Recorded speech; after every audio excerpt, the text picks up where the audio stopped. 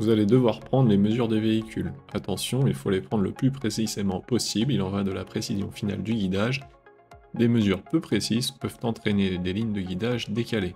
Premièrement, rendez-vous dans le menu paramétrage et dans le menu information sur les véhicules. La première mesure à prendre est l'empattement avant. L'empattement avant se prend du centre du pneu gauche au centre du pneu droit. Entrez la mesure dans le boîtier et validez.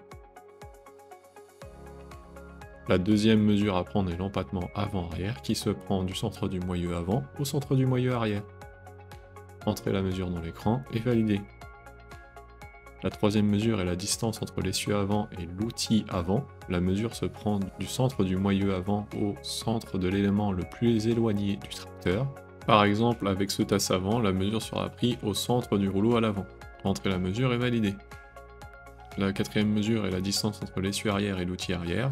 De la même façon, il se prend du centre du moyeu arrière jusqu'à l'élément le plus éloigné du tracteur à l'arrière. Entrez la mesure et validez. La cinquième mesure est le décalage de l'antenne par rapport au centre des véhicules. Si l'antenne est au centre et elle n'est pas décalée, laissez la mesure à 0 et le décalage sur droite ou gauche, cela n'a pas d'importance. Si l'antenne est décalée, prenez la mesure du décalage par rapport au centre du véhicule et entrez la mesure dans l'écran. La sixième mesure est la distance de l'antenne par rapport au moyeu arrière. La mesure se prend du centre du moyeu arrière au centre de l'antenne. Entrez la mesure, validez. La septième mesure est la hauteur de l'antenne par rapport au sol. La mesure se prend de la base de l'antenne au sol. Entrez la mesure et validez.